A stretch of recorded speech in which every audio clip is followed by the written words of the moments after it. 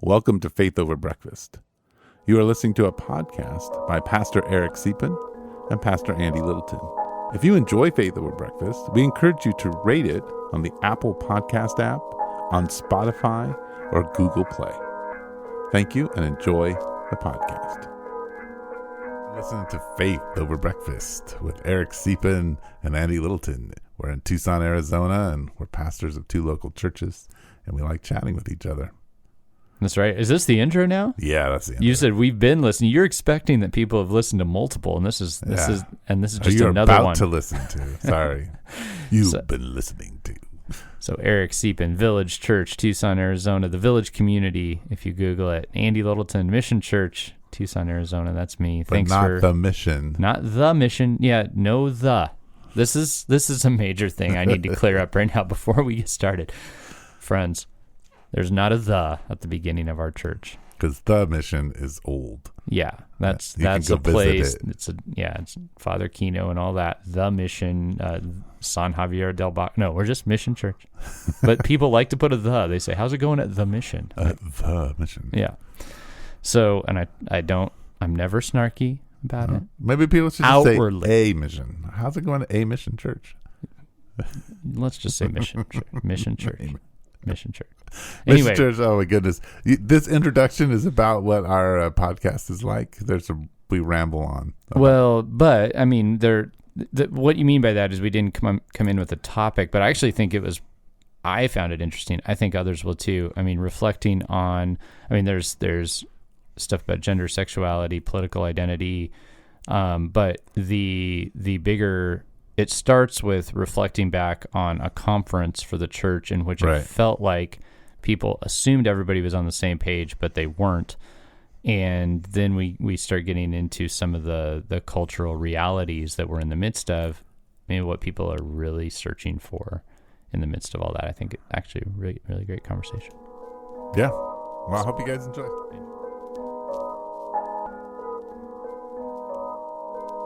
Yeah. Okay. Hey, Andy. We just had some recording problems. We're back. It's good to see you. You were late, but then you were going to be positive. I was going to be positive. So why don't you tell us about I'll start this all new over culture again. thing you're trying to do? Yeah, people have been wasting time. People have been wasting time at the Village again. No, just talking about how when you ask somebody how they're doing and the answer is not bad or not that bad, which is the most common answer, negative or double negative, is a waste of time because you don't really know what that means. Yeah. And so we're encouraging our leaders, and so whatever villagers listen to Faith Over Breakfast, to begin to ask the question, what was the best thing that happened to you today, or what was the best thing that happened to you this week, to give people the opportunity to begin to think about God's provision in their life and to change kind of.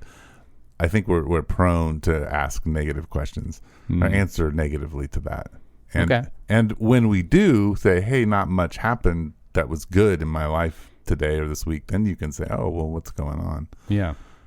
Okay. And it's genuine. Like there's a genuine thing happen, negativity that maybe or a hard thing that you need to look at. So I have a genuine negative that I feel strange about being negative, and I've really been wrestling with more than I should this morning, Eric. What's that? So my chosen favorite Cubs player just got sent down to AAA. Okay. And I am sad. Like legitimately deeply sad. And I'm thinking to myself, why is this such a thing? Like why? And then here's the biggest thing. So on the post I saw that announced it, 180 comments, all of them mostly like, good, bout time, see you later. Like just mean. Wow. That's hard. So you don't feel like this was a justified move? No, it's a totally justified move. But you feel emotionally connected to this guy. This is what it is. Yeah. And I've talked to several people about this. So Eric, I'm going to give you a little bit of background here. So last year, the Chicago Cubs traded away 3 of their best players, including their first baseman, who is beloved in Chicago. Right. Anthony Rizzo. Abby's favorite. Gotcha. And one of mine. A gem. He had a back injury that was tempting to flare up. They traded him to the Yankees. He was playing awesome, but guess what? Now he is injured on the Yankees. Anyway, point is, He was a nice guy. He was on the team that won the World Series, and he was the first baseman. Everybody loved him. Right. They traded him away because you get money. They brought up a dude from Livingston, New Jersey, named Frank Schwindel, and everybody's like, bah, because he's replacing Anthony Rizzo. So I started following baseball again mid last year. Yes. I knew who Anthony Rizzo was, but I wasn't really tracking. I started tracking right when Frank Schwindel came up. Gotcha. And a few other players. Right. And they were all the B team, and Chicagoans were all mad that they were even there because they were replacing all their buddies. But I made a little decision, very conscious one, where I said when I was a kid and I followed baseball, I picked the best players ever to be my favorites. Right. And some of them were just not good people. Right. And they were very big disappointments in that maybe they were amazing at baseball, but then they were on drugs and they beat their wives. And that's pretty much the story of the one I really liked. So I said to myself, I'm going to pick one of these B squatters, and I'm going to like them, and I'm going to be a fan of the underdog. So I picked Frank. Frank the Tank, they call him. Several things I like about him. He's a little goofy. Like, he would almost he hit a grand slam last year, and it was like he was shocked. Like, you could see on his face, he was just like, what? Did that just happen? It wasn't like this arrogant. It was just like, oh, what? And he tends to give thumbs ups when he gets on base. Like, he'll slide into second and pop up, and he gives a thumbs up, and it's just, I don't know, it's kind of endearing. Yes. Okay. And then a little bit of goofy, a little bit endearing. Yeah, and then I find out he's got a new baby.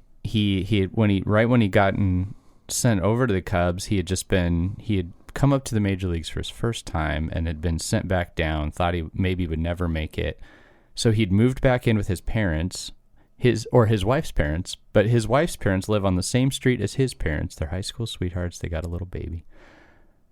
Okay, it's a good story. Sweet story. We went to a spring training game. Yeah. He jumped for the ball at first base, and the guy clipped him underneath, took his legs out from under him, and he landed on his back. Oh. He has been having back problems all year because of that. Right. And he got sent down to AAA briefly.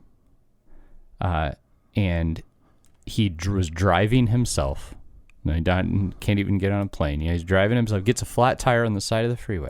Oh, no. Yeah. And then they called him because another guy got hurt and called him back. And he, from what I hear, Ubered back, left his car on the freeway. Just a guy you're like, man, it's been what a roller coaster for this dude. Anyway, this morning, sent back to AAA. So, and I'm like, this could be it, This may be the end of the road. I'm sad for this dude. And then everybody's ripping him. Yeah. Yeah, but he also hasn't been, he hasn't been playing as well since he hurt his back, I'm assuming. I was just at Wrigley Field. He couldn't get a hit. Yeah. Yeah, that's a problem. Yeah, back problems are big in baseball. Yeah, well, when you're trying to swing a bat at 100 mile an hour ball, you gotta have movement. Yes, there's a lot of rotating of the hips and. Okay, so Eric, I got a great night of sleep, and that is such a minor piece of news in the world, but I am sad. But it shows you have a soft heart, Andy. You love people and their stories. I really do. And you root for them, which makes you a good pastor.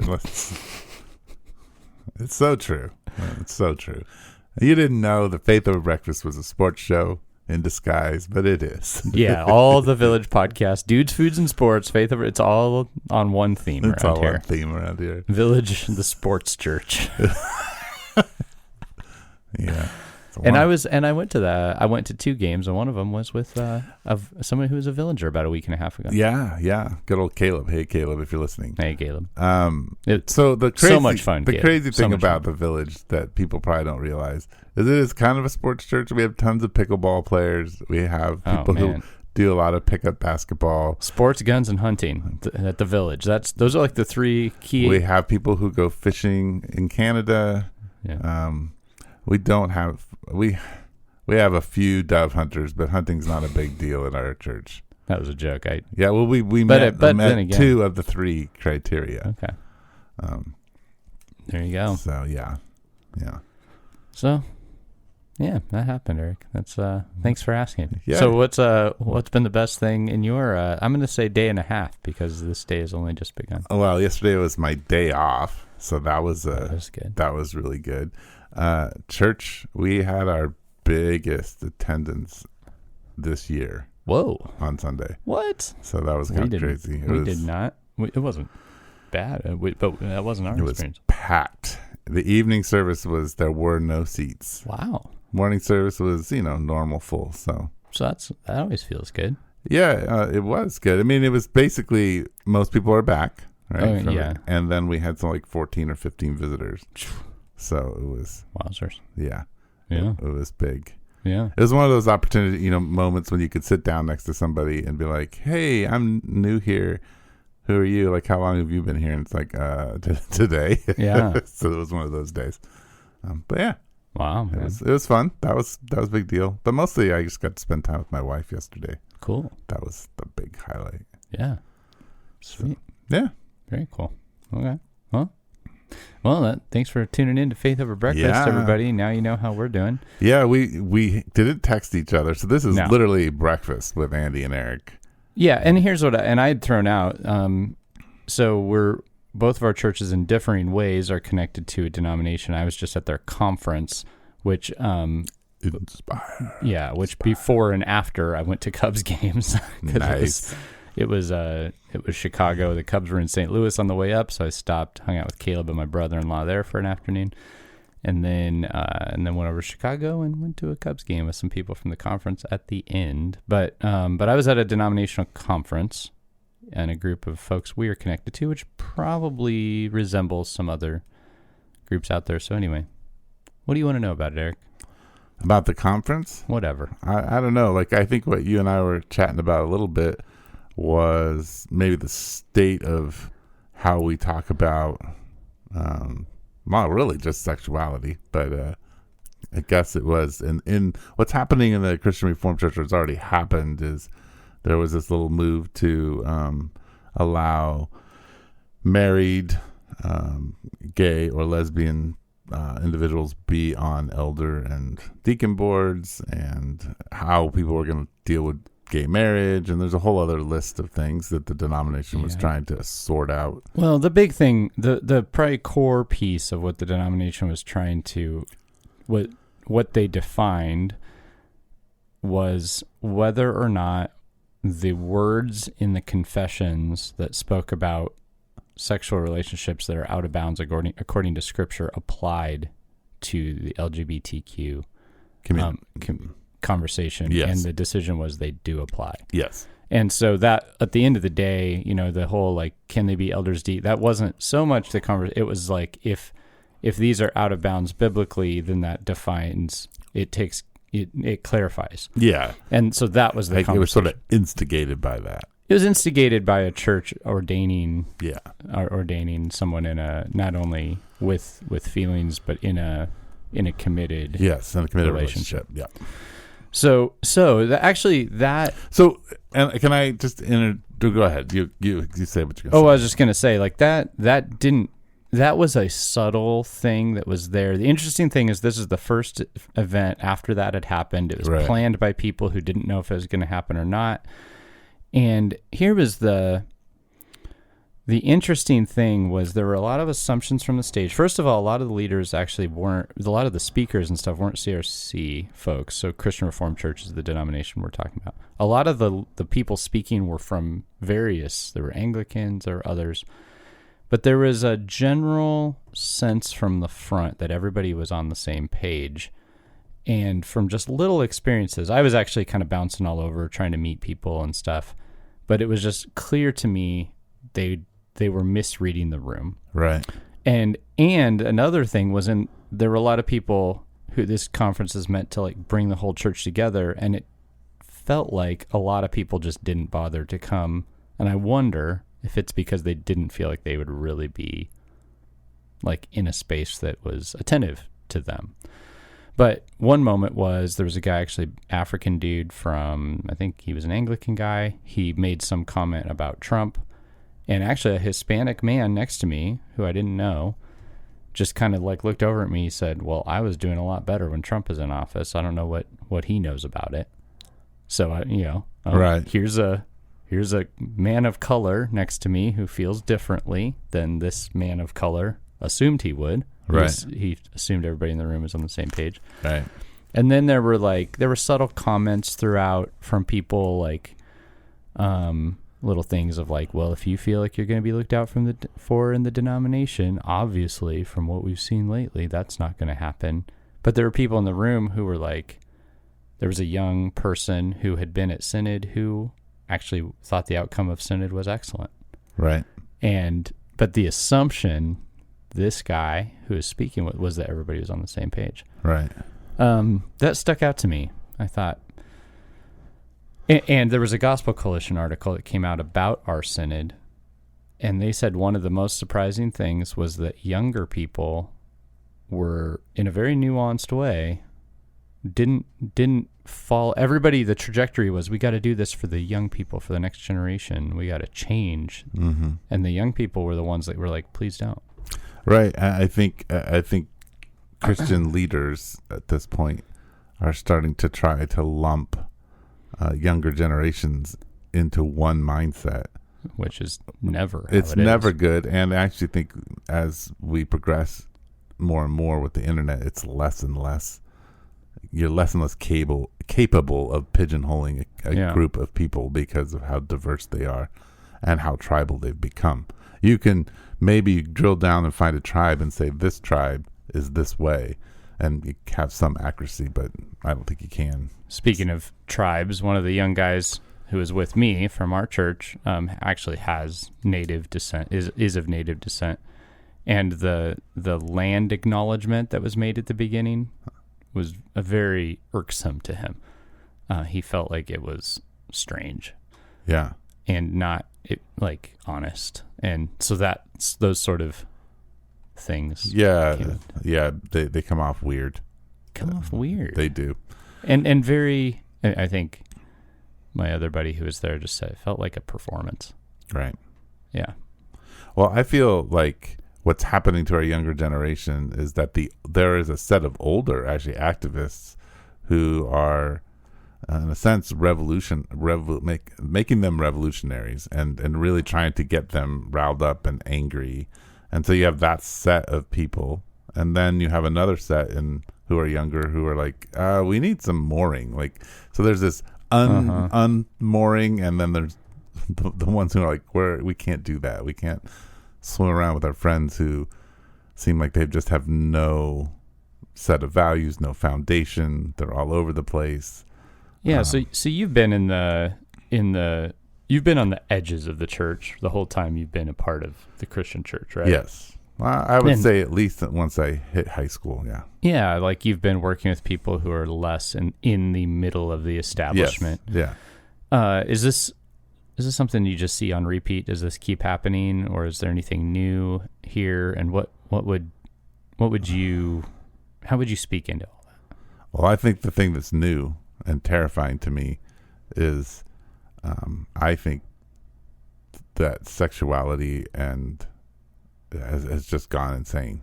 Not the sexuality and people are sleeping together and doing, not that. That's been happening since the beginning of time. Yeah. Fornication, all that. I have remind me of another thing I read. You asked me if I'd been reading the news. I said no, but apparently I've read some stuff. But I just think that the increase in women's gender transition has exploded, and that's just unexpected. And sometimes in the younger generation, those who are in high school right now, basically, sometimes 30%. Yeah, my daughter being right now in a religious school is talking about seeing a ton of that. That's a big topic in her world, and in a school that purports to be the safe space where you don't. No, but that's not how it's framed. But I'm saying that people send their kids to a school like this to get traditionalism. Yeah, but it's not right the case. Because the kids who are coming are affected by the culture. Yep, and that has to be dealt with. Yeah, no, I mean, and I don't think the church is prepared for it. No. It's really not. And we've talked about that before. But so, yeah, it's sometimes I just sit and go, oh my gosh, this is a lot to try to take in and walk with people in. Yeah. Because the temptation is to just say, well, this is how it is. And how porous do you want your walls of your church? Mm-hmm. What I would say is, sometimes what I'm seeing is as a parent, people are like, okay, so I really do need to protect my children. And I think that's true. This culture has really seductive ways of drawing them in. And so you need to protect them. That might mean homeschool. That might mean Christian school. That might mean a lot of research for a public school. But what's happening is, as parents insulate and then they go to church, they think, oh, well, church is the place where we'll even be more insulated. And it's turning, if you have a missional church, that means your walls are porous, and the way you involve yourself with those who are the outcast in a sense in culture or in just the way that they experience themselves. You're now all of a sudden, your church is not the safe place. The church is where you got to explain things to your kids. Yeah. And if you really believe in what Jesus has called us to worship God and have doors that are open that people can engage and see God worshiped and participate with Jesus and learn about him, then you're going to have a very unsafe space at some level. And there have been times where I've doubted, is that how it's supposed to be, or is church supposed to be the safe space? And one of the most instructive things has just been thinking about and reading the Gospels and seeing what it was like to be a disciple of Jesus. Right. Like the people that flocked around and followed him around and intermixed with the disciples, it was a hot mess. Yeah. And Jesus didn't seem afraid of that. Like, it was that whole process was part of deciding to follow him, right, and hearing the gospel and seeing the power it could have, and also watching people who would walk away. He right. didn't hide everybody from all that complexity. No. And I think, in Matthew, the quote from Micah, I didn't come for those who aren't sick. I came for the sick. Yeah. Healthy don't need a doctor. Yeah. Yeah. Go study what it means to desire mercy and not sacrifice. Yes. Yes. Like I think that whole concept is what Jesus is about. But then you look at the temple. This is not something that's Jesus just pops up and that's a new idea. The temple has a court for the Gentiles. The second temple did, yeah. Yes, and it allows for them to see the worship of God. Yep. And for the converts. So yeah, it's interesting that the second temple has that, and you could argue that the first temple, the community was much smaller. So just all the gathering around the everybody saw, heard, smelled the worship. Yeah. And then in the second temple, there's a court for Gentiles to observe. And part of why Jesus is so angry at the money changers is because they're taking up that space for the observers with their sales booths. Right. Yeah. And essentially that was like a backhanded way of not letting them be there. Right. Yeah. Right. Yeah, no, for sure. The other interesting, just on sexuality, I don't want to forget this, an article came out about Southern evangelicals or people who would check the box, I am a Christian, in the South. Mm-hmm. And an interesting phenomenon has occurred. Number one, a lot of them have quit going to church. A lot of people who are saying, I'm a dedicated born-again Christian, have stopped going to church. There's a large amount. And when they stop going to church, they become more, they don't shed their distinctives as being conservative. Those distinctives actually get bigger. Mm-hmm. They as they stop going to church, they feel more conservative, and especially on a couple topics that can be linked to religion. But the one that was very interesting is that sexuality among that group, their views on sexuality have diverged from the church in the other direction.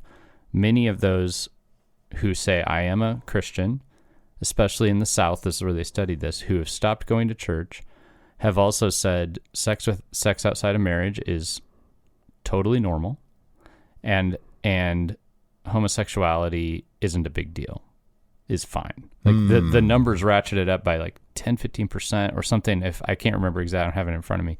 But enough to be a statistical significant number. A very significant statistical number. And so it's interesting that in that group, even they would say we're anti-abortion, but when it comes to who you have sex with, it doesn't matter. Interesting. That's a very interesting change. Yeah. And that's especially pronounced among the ones who, and they said that's not they just don't go to church. They are reporting almost across the board that they don't trust any institution anymore except for one, the military. Well, that's the only one they trust. Interesting. That is really well. I just want to pause here and take a moment and say, wow, Andy, you're becoming me. You're the man with the studies and stats. And what has happened here? Things have changed. Like, I've got no studies and no data today. Well, I don't know the data exactly. I'm telling you, there's an article you can go Google and find that has the actual numbers. That's just about where I'm at with my data. Okay. I read it. Yeah. I've forgotten it. Yeah. Except for its main point. I remember the points, not the exact number. But it was that was an interesting and significant. And I feel like I have. I mean, we're not quite in the South, but I feel like I've caught that sense as well. There are a number of. I mean, my daughter's school. It's probably kind of. Well, this isn't common. They discovered most people who had covenanted that they were part of a church, members of a church, weren't going. So this school year have had to make a real push to for people to show that they actually indeed have churches and can have somebody vouch that they do, because they have to say they do. Right. And my daughter, I was like, how many of your friends at school go to church? And she's like, not very many. So here, in our situation, right here in Tucson, and it's a more conservative space, and so it's like most people aren't not going to church. It's an interesting. It is, thing. It is interesting. And where's it leading? Yeah. I don't. Yeah, I mean, are we going to end up in a place where we're re-evangelizing those who've left? Well, I know of people that are working on essentially the type of materials that are made to help people who have been drawn into Jehovah's Witness and Mormonism, help them see, because when you're in a cult is more confusing than just atheism, because it feels like Christianity. It's Christianity with a couple of major tweaks, which makes it extra confusing. Right. But people are working on that for these folks. On those type of materials. It's like that the necessity is becoming clear. Yeah.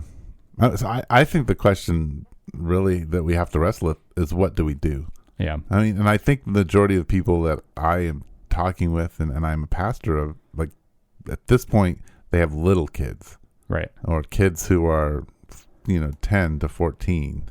And so they're trying to figure out how you live in this world that is constantly offering a mess, trying to make what you and I would have said 10, 15 years ago even is an alternative lifestyle. Really trying to turn, a normal lifestyle, a family, husband, wife, kids, as the alternative in a sense. And so it's just subtle in all these different places. It's subtle on Disney. It's subtle on... Sure. And it's trying to get us used to things and be okay with things. And then, there's just this whole push to embrace sort of this fluidness of gender that it's scary to me. I mean, it's really terrifying that we are undermining. Yeah. No, it is, and I don't think it's just gender. I think it's when things, and this is speaking as a believer, when things that are foundational, we would say as Christians that all institutions are based off the pattern of the family. Right. That God, and what that means is that God founded an institution that was to grow and from which other institutions were to pattern themselves. Yes. And that was the family.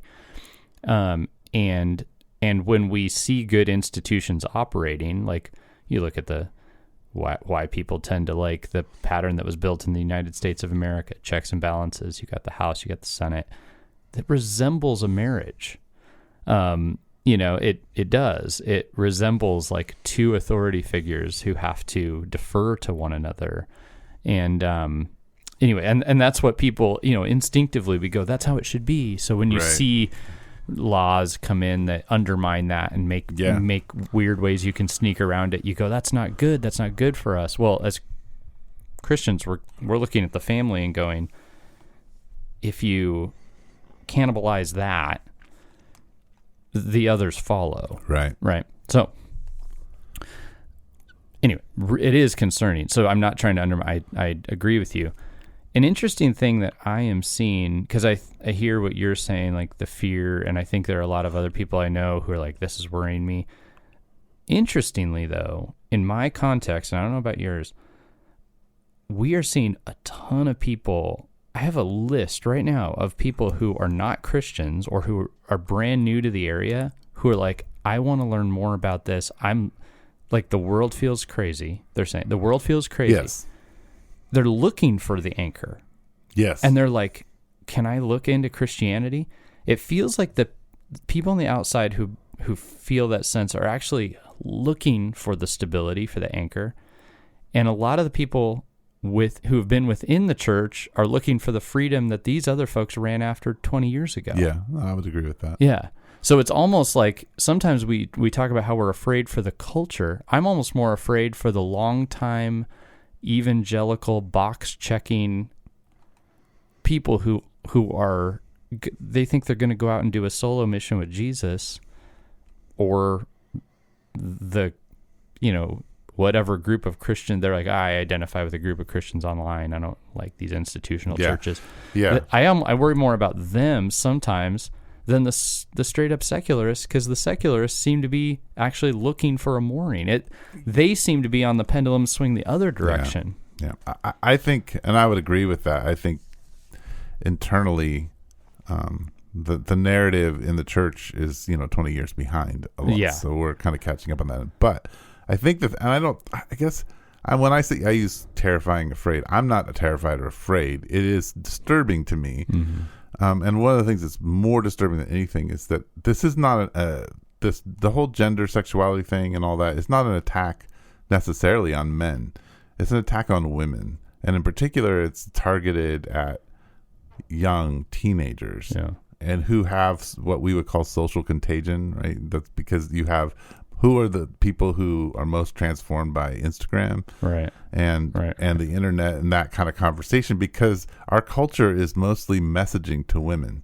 Yeah. This is what makes you valuable. This is what's going to get you attention. This is what you should look like. This is what you should be.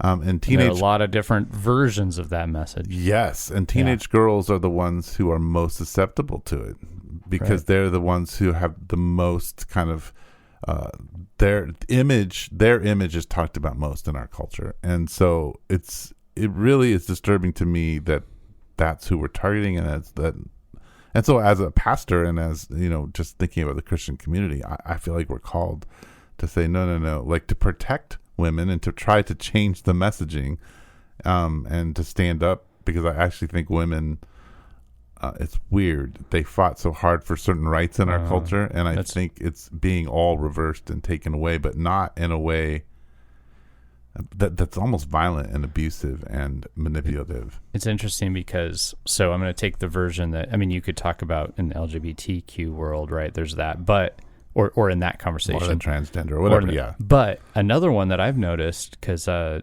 guy that I have known from younger, when he was young, has become kind of famous on social media for interviewing people with fancy cars. Okay. And one of the, when you're something that's jumped out at me seeing this, because is that a lot of there have been a number of women who he's asked how they got their fancy car, and they're in some form of porn, right, or whatever. But it used to be that you kind of kept that quiet and tried to live this other life. And they're just announcing on a large social media channel that's That's what they do. And it almost is like they've got their, their Joel Osteen best life now by doing it. And that was surprising to me, because I was like, this is the stuff that like used to be like the women's movement was trying to get women out of that. And now it's like, that's upward mobility. Like that's your path to, to the image of the life you want. And I actually think that's a very similar parallel to the whole, like, to the other conversation, which is like, here's your path is don't, you don't feel feminine, don't be feminine. Like that sort of, they're different paths to the same outcome. And I've been in some conversations in the business community, like private conversations, where women leaders have said, it feels like everything we fought for, that women could be women, is just being completely unraveled, because now a woman doesn't even exist. Right. The concept's just a social construct, yes. And they're like, what were we even fighting for? It'd be, I think I could imagine, like, if Martin Luther King Jr. could come back and somebody told him being black isn't even a thing, it doesn't even exist, and he going, no, it does. Like, that's what fueled my work. Right. We didn't fight to just hold on to a social construct. Right. We fought for rights for people with a unique cultural identity who were being mistreated. Yeah. So we could be ourselves, like our created selves. Yeah. Yeah, no, it's really, I think that conversation is a little bit disturbing, because I think the way the church wants to respond is just to say, well, wrong. Or what I experienced at the conference was, there's people who want to just say wrong, and there's others people who just go, yeah, totally. Yeah. Yeah. Basically, like, the Bible doesn't offer any compelling alternative here. It's just culture. You figured it out. It's all constructs. It's just you be you. Yeah. And I think we haven't learned to disciple people in a way that has nuance and foundation. Right. I think we're either without nuance, or just only nuance. Yeah. Yeah. And surfacey. Like, we don't know how to walk patiently. You think about even just Jesus walking after he raises from the dead and the road to Emmaus. It's a long walk. Right. And he explained the entire Old Testament. Yeah. That wasn't like we read it in 30 seconds or whatever, a minute. That was I think it's like 7 miles. I don't remember the distance, but it's not a short walk that they're making. If it's 7 miles and they're wearing non-modern shoes, you're talking a few hours. Yeah. At least. Yeah. And so I think just as that as an example of like, things take time and you have to be patient. Yeah. But you do also have to explain the whole Bible. Like, right? There has to be. It's about this book and Jesus' revelation in that book. Mm-hmm. And it actually speaks to far more of these things. Everything. Yeah, unless I feel like we accidentally just painted that, or I did, as being like what, quote unquote liberals do, but it's not, because an article came out about Steve Bannon that he essentially he realized the power. That was this on our last podcast. Yeah, of like the people who want to be heroes in video games, and you can take that and channel it really toward anything you want. He realized, and that in a way is a very similar conversation of like, you forget all the constraints and the constructs. Just be you be you. You want to be a warrior. Show up at the Capitol. Yeah. You're a warrior. Yeah. Boom. New identity. Yes. And it's not an identity that comes from Scripture. Yeah, and I think both sides are trying to create revolutionaries. Revolutionaries with new identities. Yep. That's what they're trying to do. Give them power, because you have power there. You have meaning. Yep. And I think that is part of what's happened in this culture, is the more you disintegrate the family, the less power and meaning, in a sense, you have. The sense of purpose, sense of identity, all gets stripped from you. Yeah. And so, we start in the boomer generation at the back end, and it's just divorce. We now live in a divorced society where children don't have a family. And you and I know that as pastors because we sit and we listen to people's stories, right? We do. And it's hard. And it like always comes back to, a friend just the other day, just referencing the longing he had to experience something with his parent. Yep. That never came. Yep. And how his whole life's been impacted by that. Yeah. Oh, so, seeking for what you didn't have, of having a set of parents who looked at you and said, "We love you. This is who you are." Well, everybody needs to know that and it's impossible for a human being to give this, but they can give it to some degree, that you're unconditionally loved, and families produce that for people. Yeah. Then that you're worthwhile. Yeah. That you're willing people to go out of their way for you. Yeah. Right? And that you've got impact. This is what we need, and families give it to you. And families are also places where you can be restored when you fail. Mm-hmm. Where you can always come home because you're loved. Right. And you're safe. And not that you're perfect. Right. And not that there isn't consequences. Yeah. But restoration is always an option in a family that offers those things. That's what we want. I mean, when I think about being a pastor, that's what I'm hoping. I look at the children of my community and I'm saying, this church is for you. Yeah. It's actually not for your parents. Yeah. I mean, they're growing but you, like, producing really good families that offer these things, your guys are going to change the world. Yeah. And I see it. I see it in the kids of my community. Yeah. They're going to change the world. Yeah. Yeah, you've got some, just from the few I know, some really unique and cool kids coming up. Yeah. Thank you very much. Yeah. Well, I don't have much more to say. We if anybody can figure it out, we jumped into this one without even texting each other. Well, it's the true breakfast conversation.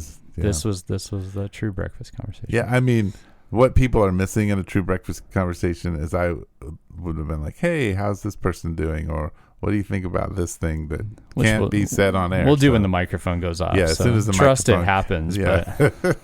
But it's just we just can't record the whole thing. But yeah. Well, anyway, thanks for tuning in, everybody. It's probably a little bit of a shorter one, but that's fine. And as we tend to say, I think we forgot to say at the end of the last one, is you can always email us your questions, faithoverbreakfast@gmail.com. I believe I have even heard verbally from some of you that you have them, just haven't emailed it yet. So send us something. Give us that, give us that idea. It gives us some great questions to answer. Yep. And it's fun. And also, if you rate our podcast, it gets out to more people. Yeah, so I noticed like it, that we only have 22 ratings, which, by the way, thank you, 22 people for rating our podcast. I'm thrilled by that. I'm still I'm still kind of like, who wants to listen to us ramble? But thank you to everyone who does. It means a lot. That's why we do. I found some podcast rating thing. I was looking at the top 300 pastor podcasts, or no, not just podcasts, and then religious podcasts, and then I typed in top 20 pastor podcasts, and ours is like somewhere like number 16 or something like that. So if you get it narrowed down to pastors in the world, we're doing pretty good. I mean, I think there's some other people a little bit more famous about this. There sure are. That's and fine. I don't even think I don't want to be them. I'll take number 20 and not deal with the fame, if that's okay. Yeah. So, all right. Well, anyway, rating us is great, and send your questions. Get us up to 30 ratings. Oh, we got a benchmark. Yeah. All right. So thanks for tuning in. See you next week. You've been listening to Faith Over Breakfast with Pastor Eric Siepen and Pastor Andy Littleton. Please share us on Instagram, Twitter, and Facebook. Thank you.